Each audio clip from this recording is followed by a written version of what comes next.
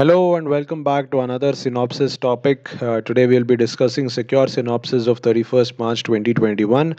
And if you're new to my channel, please subscribe to my channel and also press the like button if you like my video. Okay. And for further notification, please press the bell icon. So without any further ado, let's get started. The first thing is the general studies part one. And under that, the topic is about salient features of Indian society, diversity of India.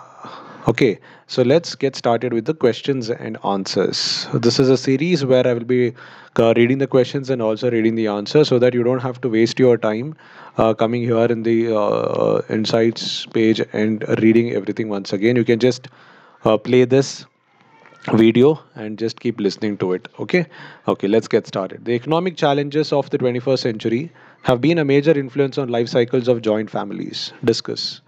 The question aims to discuss the role of economic factors on the joint families in the society. Okay, so the Indian family system has undergone drastic change in response to development in terms of industrialization, education, and urbanization. Industrialization and urbanization leading to accelerated rate of rural urban migration, diversification of gainful economic activities, and individual friendly property laws have had consequential impact in terms of drastic reduction in the size of family in the country.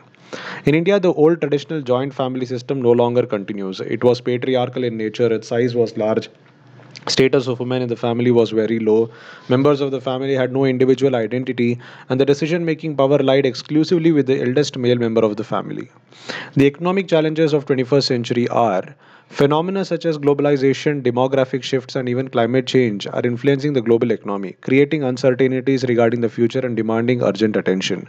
On the demographic front, many countries are starting to feel the symptoms of an aging and shrinking workforce. Globalization has done more than rewrite the social, cultural, and economic rules.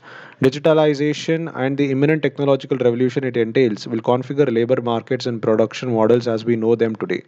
Geographical unemployment, youth unemployment is concentrated in certain areas, particularly where there is a cycle of low achievement. Cultural and social factors, youth unemployment is often highest amongst deprived areas. Impacts on Indian joint family structure. Decline of extended family system. There is a worldwide movement towards small nuclear family maintaining a separate and independent household and breaking down of the traditional extended family system and other types of kin groups.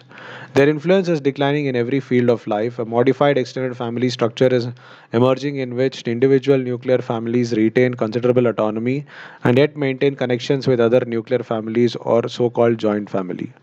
Changing authority pattern. There is a change in the division of labor and authority in the family. Male authority is declining in the modern family. The authority is slipping from the hands of family elders because of new economic and political opportunities. Young couples do not rely on family elders for job instructions or education of their children. Because of the dual career marriages, there is a significant change in the attitude towards equality between married partners. Changing status of women. The rights of women are becoming more recognized in respect to both initiation of marriage and decision making in the family. Changing economic functions, modern families no longer united by shared work on the farm. It is now a unit of consumption instead of a unit of production as it was in the agrarian society. It is now united by feelings of companionship, affection, and recreation only. Decline in family size, economic considerations force the young to have smaller family with one or two children. Changing attitudes towards marriage, there is an increase in male-female couples who you choose to live together without marriage. This has given rise to the concepts of living together, living arrangements, or live-in relationships. Also, new type of families crop with where the same gender couples also cohabitate. There is no ideal family defined by children or lineage. It comes in different shapes and sizes, and it has gone to embrace individual choices and social realities. Single children, divorce, double income, sexual freedom. Declining trend in non-essential functions. The most of the socializing functions today, like child raising, education and occupation training, caring of elderly, etc., have been taken over by the outside agencies such as creches, media, nursery, schools, hospitals, occupational training centers, etc. These tasks were once exclusively performed by the family. Increasing mobility of younger generation in search of new employment. and educational opportunities allegedly weakened the family relations. The family bondings and ties started loosening due to physical distance as it rendered impracticable for members of family to come together as often as earlier. This affected the earlier idealized nation of family as the caring and nurturing unit for children and the sick and elderly. As part of that revolution, the nuclear family emphasizes the importance of the freedom of the individual to choose his or her own life and control his or her own destiny. Accelerated rate of rural urban migration, diversification of gainful economic activities, and individual friendly property laws have had consequential impact in terms of drastic reduction in the size of family in the country. Discrimination against widow remarriage is decreasing. Family is now essentially democratic, and most of the decisions in the family are taken collectively. However, the extent of autonomy and democracy may vary from region to region, community to community, and caste to caste, depending upon the degree of its adaptation of the modern values and urban way of life. Marriage is considered not as sacred one but a social contract. It has been found that divorces and separation are on the increase. Much distress has been witnessed in the social relationships between husband and wife. No doubt the technology has elevated the social status of women in the family, but at the same time it has put the fabric of social relationships at stake. Improved HDI as a result of globalization and urbanization. This has also led to the better education, better social stratification, social stratification among Indian caste system. LP Desai studied urban families in Mahua in Gujarat in 1955 and found that nuclearity is increasing and jointness is decreasing. Spirit of individualism is not growing, as about half of the households are joined with other households, and the radius of kinship relations within the circle of jointness is becoming smaller. The joint relations are mostly confined to parents, children, siblings, and uncles and nephews. That is, a lineal relationship is found between father, son, and grandson. Collateral relationship is found between a man and his brothers and uncles. Kapadia studied rural and urban families in Gujarat, Navasari town and its 15 surrounding villages in 1955. His main conclusions were in the rural community, the proportion of joint families is almost the same as that of nuclear families. Viewed in terms of caste in villages, higher castes have predominantly joint family, while lower castes show a greater incidence of nuclear family. In the urban community, there are more joint families than nuclear families. In the impact villages, that is villages within the radius of 7 to 8 kilometers from a town, the family pattern closely resembles the rural pattern and has no correspondence with the urban pattern. Taking all areas, rural, urban, and impact together, it may be held that joint family structure is not being nuclearized. The difference in the rural and urban family patterns is the result of modification of caste pattern by economic factors. Ross studied only Hindu families in an urban setting, that is Bangalore in Karnataka state in 1957. She found that the trend of family form is towards a breakaway from traditional joint family form into a nuclear family units. The small joint family is now the most typical form of family life. The growing number of people now spend at least part of their lives in single family units. Living in several types of family during lifetime seems so widespread that we can talk of a cycle of family types as being the normal sequence for city dwellers. Distant relatives are less important to the present generation than they were to their parents and grandparents. City dweller son has become more spatially separated from all relatives. Conclusion: despite the continuous and growing impact of urbanization and westernization, the traditional joint household, both in ideal and in practice, remains the primary social force among Indians and joint family. An ancient Indian institution is the most widely desired residential unit, but it has undergone some change in the late 20th century due to variety of reasons, including the need for some members to move from village to society or from one city to another for employment opportunities. As the Indian family and their mind setup is not well prepared to fast-growing and ever-changing present competitive and challenging world, this change in societal norms and lifestyle are becoming a threatening to Indian family structures with increase in several socio-psychological problems. Therefore, it becomes imperative for the government and decision makers to pay attention towards the impact of the societal change in family structures and its probable consequences.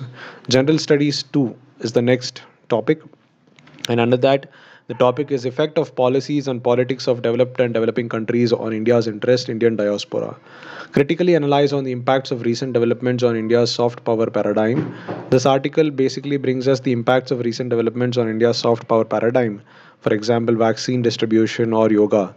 This was an article as part of Times of India. Now let's get started. The term soft power was coined by Joseph Nye and captured the important and at the time poorly studied phenomenon in international affairs of getting others to want the outcomes that you want, predicated on the attractiveness of one's culture, political values, and foreign policy. Though slower to yield results, soft power is a less expensive means than military force or economic inducements to get others to do what we want. For India, the first time broke into the top 30 in the Finance Global Soft Power Index 2020, which highlights that India punches well below its weight.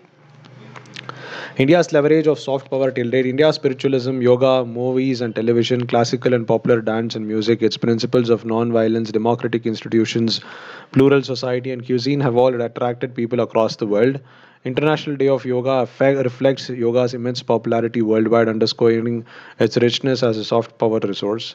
India's soft power is being leveraged alongside larger foreign policy initiatives such as the Look East policy, which is now called as Act East policy. For example, the fourth edition of International Dharma Dhamma Conference IDDC 2018 was held on Jan 11, 2018 in Rajgir, Bihar. This three-day conference was jointly organized by Indian Foundation, Lalanda University, Ministry of External Affairs, Asia and India, and Vietnamese Buddhist Sangha. It aimed at increasing people-to-people contact through the Buddhist roots in India. The conference aimed to facilitate cross-pollination of ideas and foster harmony at the global level. India's soft power diplomacy, particularly in Afghanistan, involves winning hearts and minds and strengthening its cultural as well as political relations with Afghanistan, backed with the ideas of nation building and political stability. India has constructed the parliament building Salma, which means friendship dam, and a hospital in Afghanistan. India is currently building and upgrading the Habibia High School, a project that is worth more than $1 million. Through educational development, India has also tried to build ties with the ethnic communities of Afghanistan, especially the Pashtun community that is present on the Afghanistan Pakistan border and serves as a buffer between Pakistan and India. India was ranked higher than China in a survey with respect to trust and development initiatives in Africa.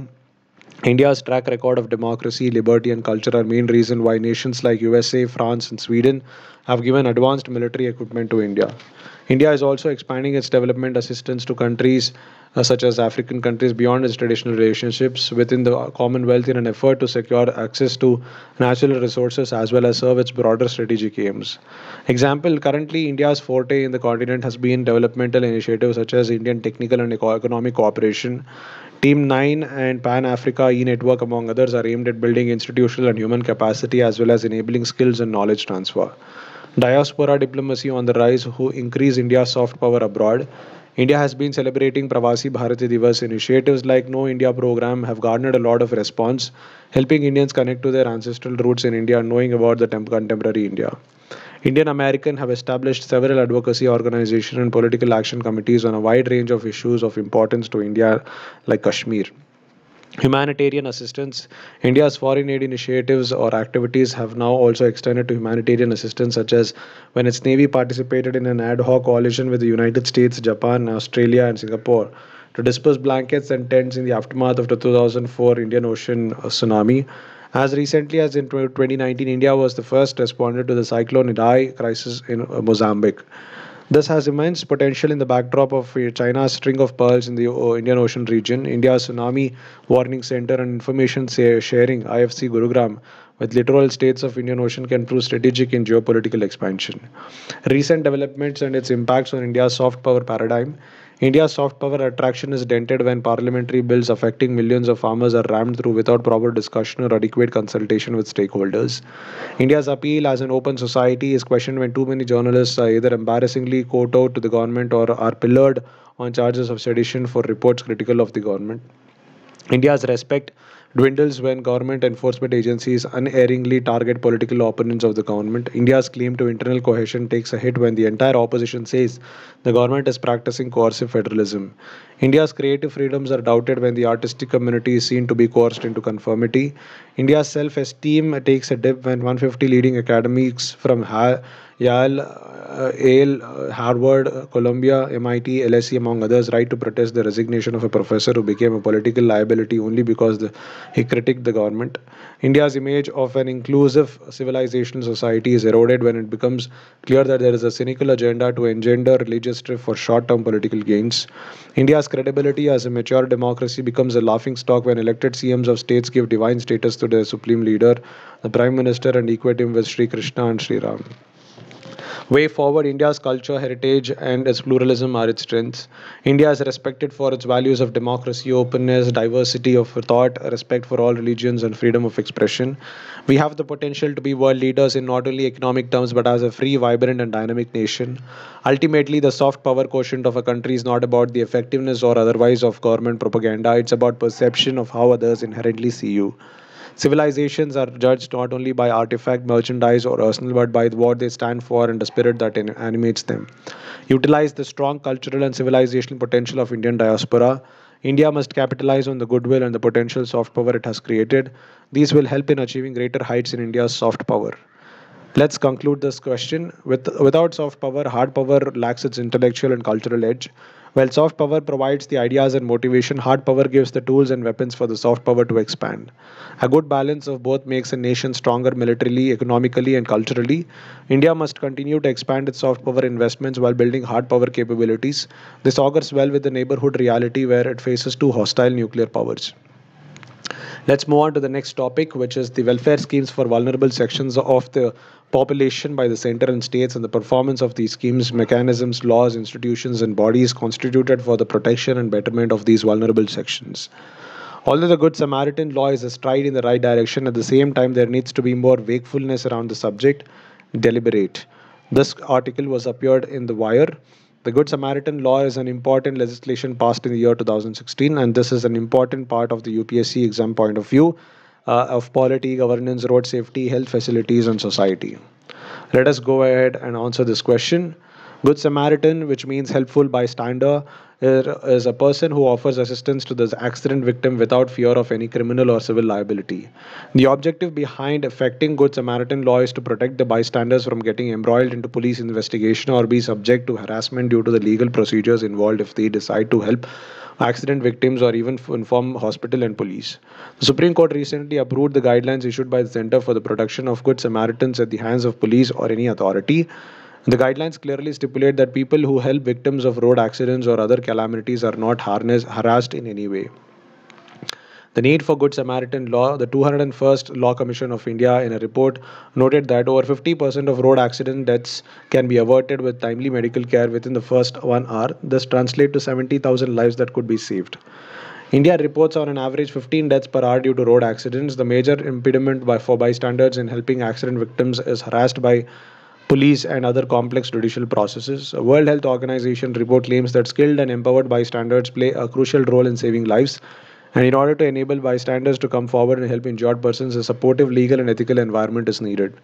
In 2016, in a landmark judgment in the case of Save Life Foundation versus Union of India, the Supreme Court instituted a Good Samaritan law to insulate such persons from legal and procedural hassles that have traditionally followed the act of helping an injured person.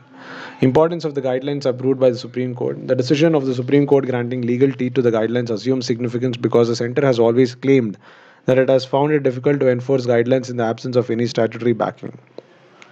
With the court order, the guidelines and standard operating procedures have become binding in all states and union territories. The guidelines are an interim measure to deal with the issue till the center enacts appropriate legislation, but are also a crucial step in the direction. Despite enactment of Good Samaritan law, people are reluctant to help accident victims because crowd discourages individuals to take any initiative or lone action. The presence to behave like everybody else greatly increases when someone stands in a mass. So it is natural for people standing in a crowd to simply stare rather than to do something. The fear of getting into legal entangles, police investigation, and long-drawn judicial procedure still runs through the minds of bystanders. Most of the people are still unaware of such Good Samaritan guidelines given by the Supreme Court. Most of the states are yet to make laws in the same. For example, 84% of the people recently surveyed by Safe Life Foundation across 11 cities in India were unaware of the Good Samaritan law. Police are failing to create confidence into the minds of people that they would receive the good treatment for such noble act of helping. During investigating age sessions, the person who is not the perpetrator of a crime but merely a helper of the victim is subjected to the same routine ruthlessness that the perpetrator might deserve. Law keepers and public servants are unaware of the Supreme Court guidelines. The study also revealed that most of the health professionals and police personnel interviewed had not received any priming on implementing the Good Samaritan law. Mobiles are playing a role of spoilers as there is increasing tendency of taking photos and shooting the accident scene. None of the hospitals and police stations surveyed had displayed a Charter of Rights for Good Samaritans as mandated by the Supreme Court judgment. Evidently, a massive gap exists between the law and its on ground implementation. The way forward, state governments must actively translate the judgment into state specific Good Samaritan laws, establish implementation mechanisms for the law, effective grievance redressal systems, reward and recognition schemes for Good Samaritans, provision for Good Samaritans as in the Motor Vehicles Amendment Bill. There is urgent need of reforming police behavior and methods of investigation towards Good Samaritans. Police, particularly work on ground level, must be sensitized towards citizens' concerns that deter them from offering help. Thumb rule to protect those who come forward to help accident victims from civil or criminal liability.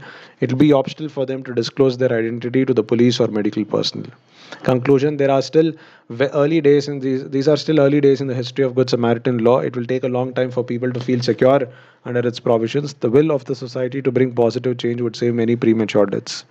Karnataka came up with India's first Good Samaritan law. According to the new law, the Karnataka government will extend financial assistance to Good Samaritans who help accident victims. They will not have to make repeated attendance in courts and police stations. Further, in case of mandatory attendance at courts and police stations, a Good Samaritan Fund will be created which will take care of all expenses. The new legislation stipulates that after the victim has been admitted to the hospital, the Good Samaritan can leave immediately, and all government as well as private hospitals are bound to give first aid to the accident victims. Let's move on to the next topic. It's government policies and interventions for development in various sectors and issues arising out of their design and implementation. Highlight and explain the key challenges for global recovery from the pandemic and the importance of a proactive response from the developed countries. This article appeared on Business Standard. The reason why this question is asked is premised on the article, which means avoiding a K-shaped global recovery. Let's get started. COVID-19 is a global challenge that demands researchers, policymakers, and governments address multiple dimensions which go far beyond the implications of this pandemic for health and well-being. Just as the UN Sustainable Development Goals call for focus on the connections between development policy sectors, the pandemic has exposed the complex global interdependencies that underpin economies and highlight fault lines in societal structures that perpetuate ethnic, economic, social, and gender inequalities. A report for the Institute for New Economic Thinking's Commission on Global Economic Transformation, achieving a rapid global recovery requires that all countries be able to declare independence from the virus. What are the key challenges for global recovery from the pandemic? The COVID-19 pandemic is the biggest challenge the world is facing since World War II and is an important turning point in the history of humanity, as told by Indian PM in G20 summit. First thing is food insecurity. In 2018, 820 million people worldwide were experiencing chronic hunger. By 2019, those living with acute crisis level food insecurity had increased from 113 million to 135 million.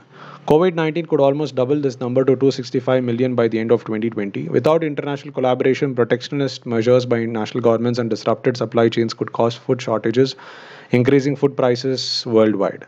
Higher frequency of disasters, agricultural and natural disasters such as extreme weather events requiring years of recovery, plagues of locusts and army worms sweeping across continents are hurting food production and creating further stress on local, national and regional food systems across the world.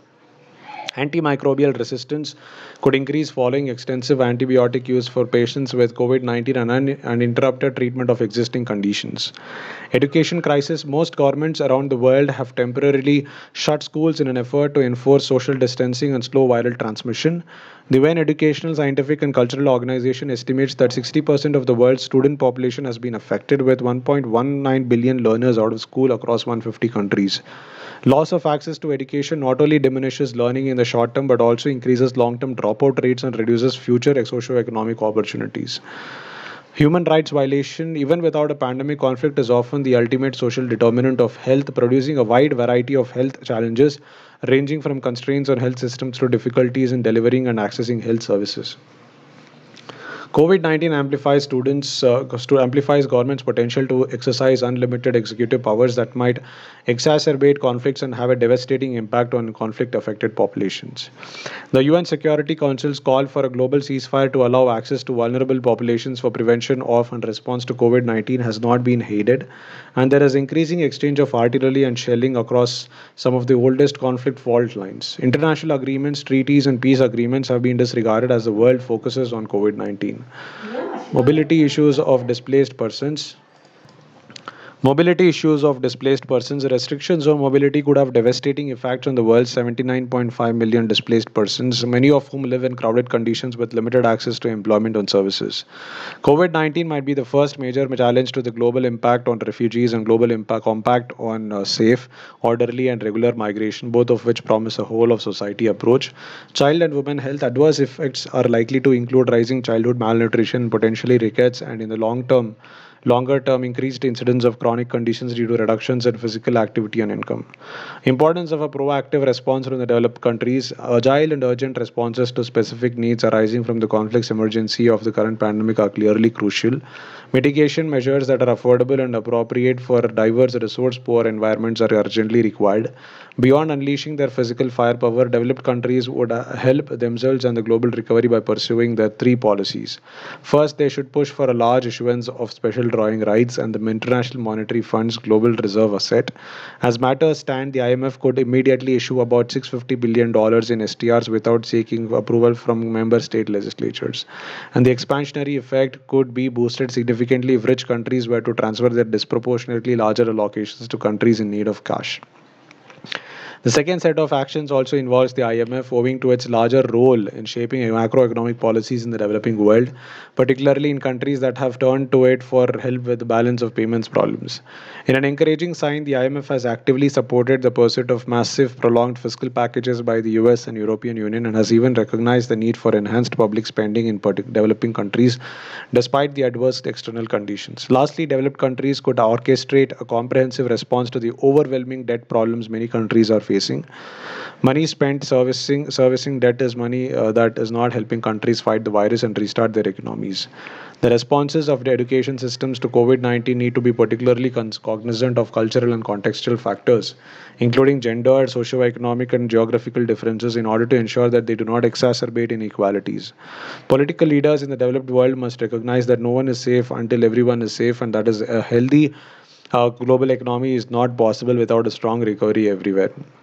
Way forward, developing a new global index for the post-corona world that comprises four key elements: creation of a vast talent pool, ensuring that technology reaches all segments of society, transparency in systems of governance, dealing with Mother Earth with a spirit of trusteeship. The need of the hour is to identify transformative opportunities such as the impetus provided by temporary shifts in working practices and transport patterns for longer term changes to mitigate future crises of planetary health and personal well-being. The pandemic has offered us a collective glimpse of alternative possible futures and opportunities, tackling the persistent root causes of risk that are reproduced through inequitable development processes, and persistent poverty will allow the sustainable development goal of equitable and sustainable development to be realized for all. Let us go ahead and read the General Studies 3 part. Under this, we have 5-year plans, priorities, and performances, issues related to planning. Besides the achievements, there are many unfulfilled tasks which the planning in India is yet to achieve completely examine. Indian economy by Datta and Sundram is the reference for this. The question is based on the context of Indian planning system.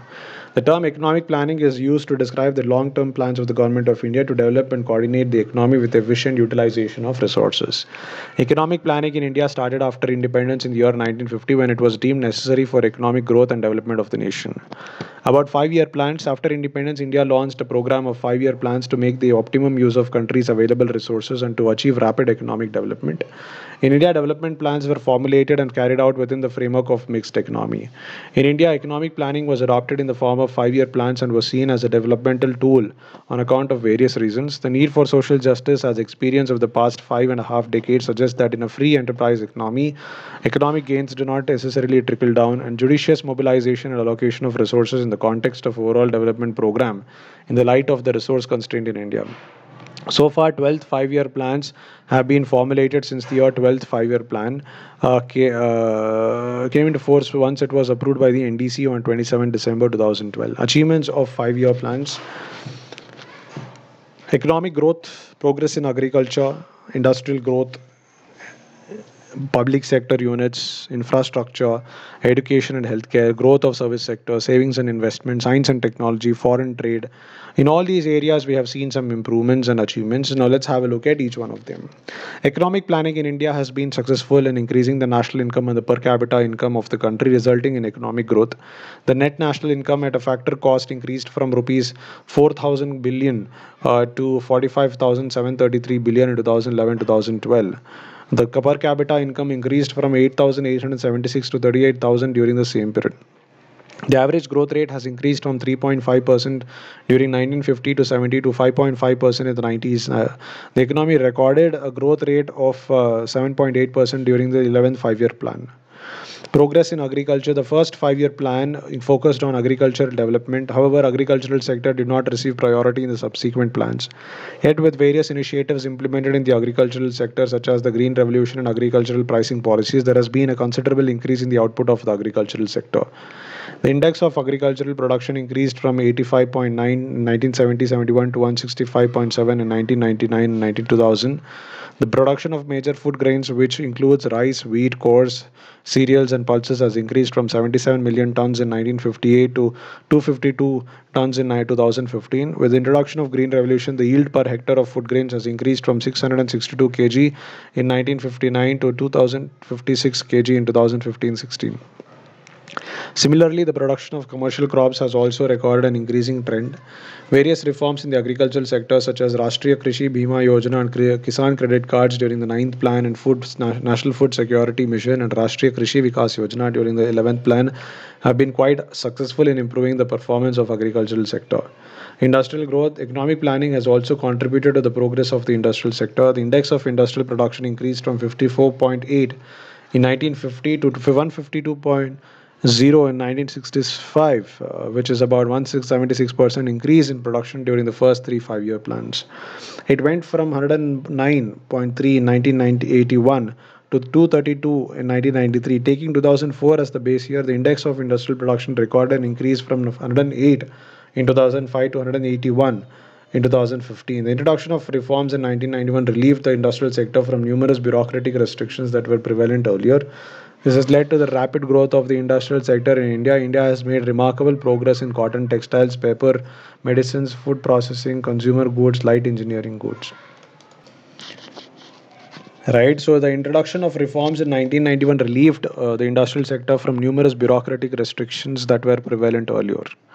Right, so the public sector played a predominant role in the economic immediately after the independence. While there were only 5 industrial public sector enterprises in 1951, the number increased to 244 in 1990 with an investment of 99,000 crores. However, the number of public sector enterprises fell to 217 in March 2010. Very high profits were recorded by petroleum, telecommunication services, power generation, coal and lignite, financial services, transport services, and minerals and metal industries. The government has eliminated a number of restrictions on the operational financial powers of Navratnas, Mini Ratnas, and several other profit-making public sector enterprises. Infrastructure. Development of infrastructure such as transport and communication, power, irrigation, etc. is a prerequisite to rapid economic growth and development. Expansion of transport facilities enables easy movement of goods and services and also enlarges the market. Irrigation projects contribute significantly to rural development. Power projects help in meeting the growing demand for power by both industrial and household sector. The total road length increased from about 4 lakh kilometer in 1951 to about 4.7 million kilometer in 2011. The route length of the Indian Railway network has increased from about 53,000 kilometers in 1951 to 64,450 kilometers in 2011. The investment in infrastructure as a percentage of GDP was about 5.9% during the 10th plan and increased to 7.2% during the 11th plan. Education and healthcare. Education and healthcare are considered as human capital as they contribute to increased productivity of human beings. Considerable progress was achieved in the education as well as health sector during the five-year plans. The number of universities increased from about 22 in 1950 to 254 in 2000. The number of institutions in higher education has increased to over 100% since 2008. With growth in the number of institutions, the literacy rate in India has increased from 16.7% in 1950 to 74.04% in 2011. With improvements in the health infrastructure, India has been able to successfully control a number of life-threatening diseases such as smallpox, diphtheria, cholera, polio, TB, etc. As a result, there has been a fall in the death rate from 27.4 per thousand persons in 1950 to 7.3 per thousand persons in 2016. The life expectancy has increased from about 32 years in 1951 to 68 years in 2014. The infant mortality rate has declined from 149 per thousand in 1966 to 37 per thousand in 2015. Growth of service sector is the key contributor to the economic growth of India. The service sector contributed to about 53% of the gross value added growth in 2015-16. The contribution of the IT sector to India's GDP increased from about 1.2% in 1998 to 9.5% in 2015. The service sector has recorded a growth rate of about 138% in the last decade. Financial services, insurance, real estate, and business services are some of the leading services that have been recording a robust growth in the past few years. The rapid growth of the service sector in India could be attributed to the inflow of huge amount of FDI in the sector. India's share of service exports in the world service exports has increased from 0.6% in 1990 to 3.3% in 2011. Savings and investments are major driving forces of economic growth. The gross domestic savings in India as a proportion of GDP has increased from 8.6% in 1950-51 to about 30% in 2012-2013. The gross capital formation has increased from 8.4% in 1950-51 to 34.7% in 2012-2013. Capital accumulation is the key to economic development. It helps in achieving rapid economic growth and has the ability to break the vicious circle of poverty. Science and technology. India is the third most preferred destination for technology investments. It is among the topmost countries in scientific research and space exploration. India is also making rapid progress in nuclear technology. ISRO has made a record launching of 104 satellites in one go on a single rocket. India today has the third largest scientific manpower after USA and Russia. The government has undertaken various measures such as setting up of new institutions for science education and research, launching the technology and innovation policy in 2013, and strengthening the infrastructure for research and development in universities and encouraging public-private partnership.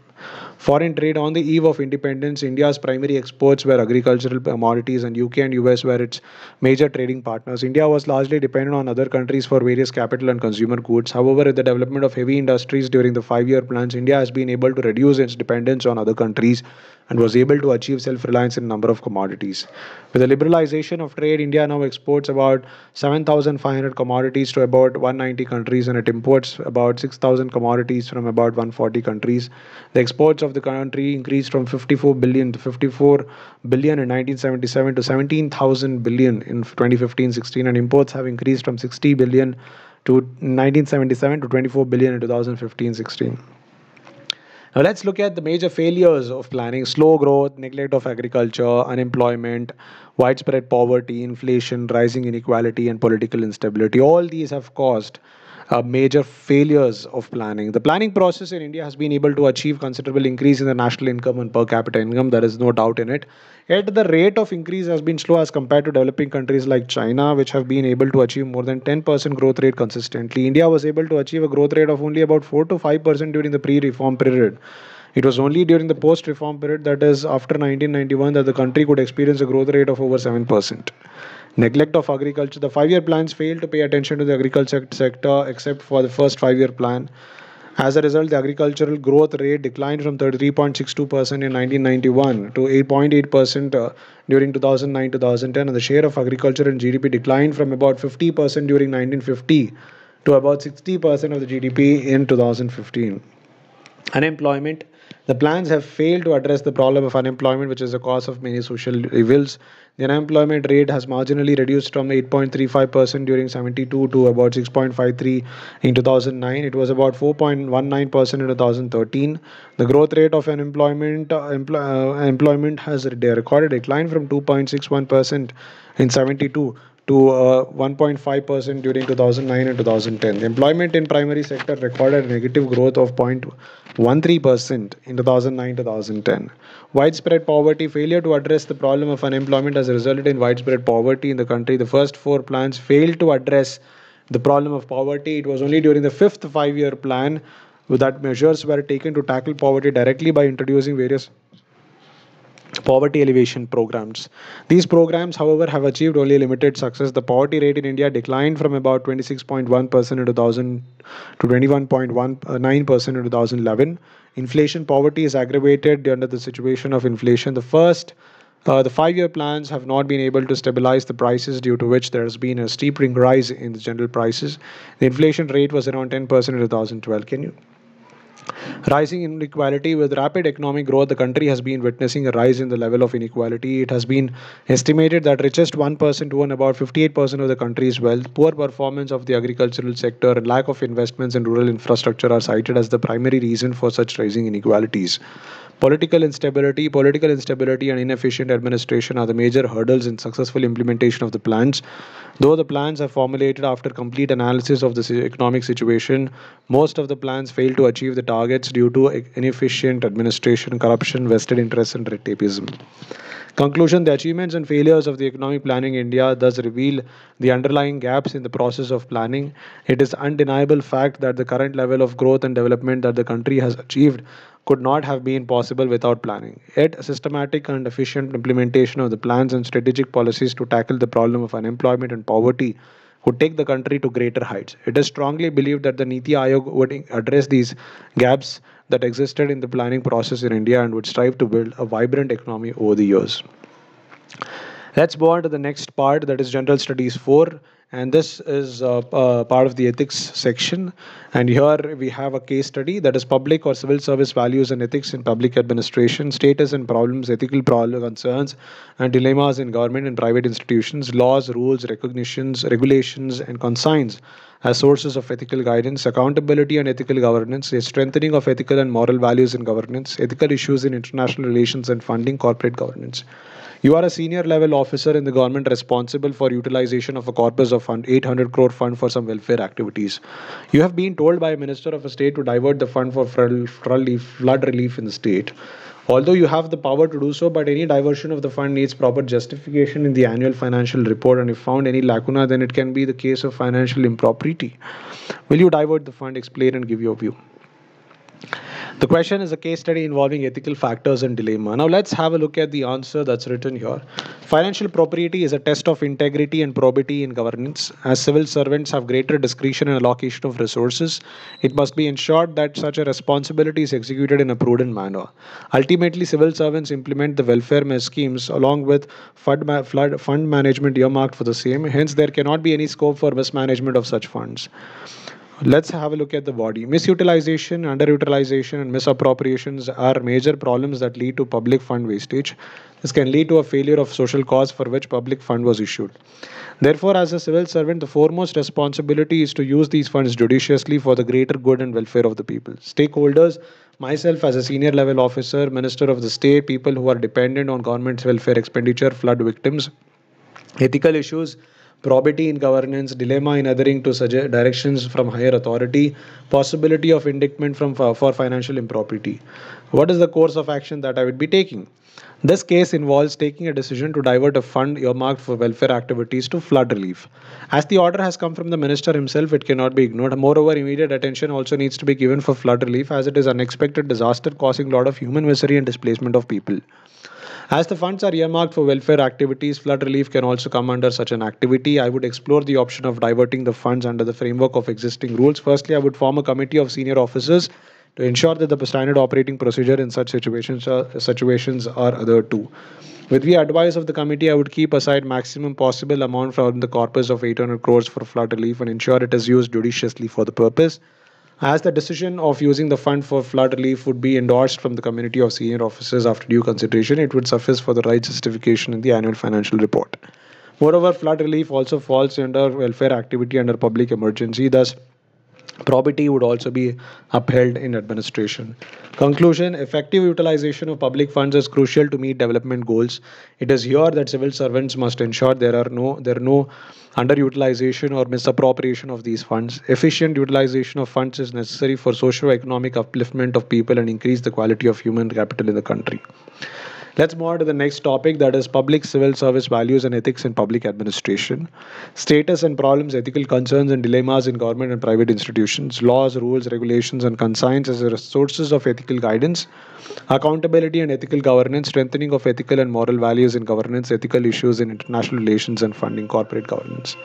Should civil servants be concerned about the decisions of the government even if they are not directly linked to them, and raise their voice if they are not in the letter and spirit of the constitution discussed? So this is the reference that is given here as darpg.go.in. The question is based on the theme of decision making involved in civil services. It is true that civil servants are executives who are responsible in implementing the decisions of the elected government. But there should not be a blanket ban on dissenting opinions in case of gross violations of constitutional morality in the directives passed by the popular government. In recent times, many young officers have resigned as a mark of protest against government legislations and laws that are construed as going against the spirit of constitution. Public officials are not servants of their administrative superiors or of elected representatives or even of the government that employs them. They are servants firstly of the people, especially of the disadvantaged and oppressed, and of the constitution. In the service of these masters, they would do well to heed Gandhi, who declared that he recognized only one dictator, and that was the still feeble inner voice of his conscience. If the voice of their conscience so compels civil servants, their highest duty indeed is to dissent. Not all statutes or government policies are just and conforming to the interests of disadvantaged citizens. For instance, orders such as those that vest security forces with special powers in troubled regions, laws that enabled acquisition of land on highly inequitable terms, laws that criminalize beggary and destitutions, and policies to demolish urban slums, to name only a few, are unjust on the face of it. Does the civil servant have the right to dissent and refuse to implement such laws and policies if these contravene his or her conscience? The civil servant does not surrender these alienable right to individual conscience, even after joining the public service in a democracy, precisely because it is a democracy and a civil servant does not cease to be a sovereign citizen even while accepting the responsibility of becoming the instrument to implement the will of the sovereign collective of people, as reflected in the will of their public representatives. The Constitution sets the non-negotiable limits of dissent of public servants. It defines for those to who accrue the powers of the state the frontiers of conscience and discretion. Civil servants must obey faithfully, defend, and uphold the Constitution and all it stands for, but in the commodious spaces within the four walls of the Constitution, the civil servant retains the rights of conscience and dissent, of course, against illegal orders, but even against lawful orders, policies, and programs that the civil servant believes to be unjust to the true masters, that is, the people of this land. Thank you so much for being part of this initiative. I hope you liked the video. Please press the like button if you like the video, and also if you have heard it so far, please press the subscribe button and also the bell icon beside, because I will be coming up in the next video, that is tomorrow, and I will be reading out the same Inside Secure Synopsis for the day, that is the 1st of April. Okay, thank you so much for being part in this video. Have a good day.